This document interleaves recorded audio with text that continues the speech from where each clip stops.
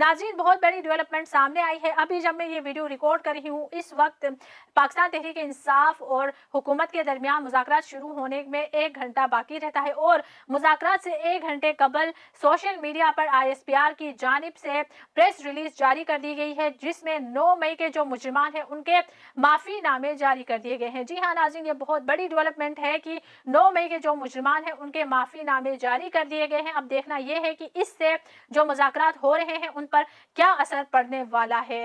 ये हुकूमत के लिए मुश्किल हो सकती है और PTI के हक में ये एक बहुत अच्छा, हम कह सकते हैं कि पॉइंट है कि ये मुज़ाकरात में ये पॉइंट रखा जाएगा। देखते हैं कि मुज़ाकरात में क्या होगा और इस हवाले से मज़ीद तफसीलात भी आपको बताऊंगी। सानहा 9 मई 2023 के 19 मुजरिमान की सजाओं में माफ़ी का ऐलान कर दिया गया है। जी हाँ नाज़रीन, पाक फौज के कोर्ट्स ऑफ अपील ने सानहा 9 मई 2023 के 19 मुजरिमान की सजाओं में माफ़ी का ऐलान कर दिया है।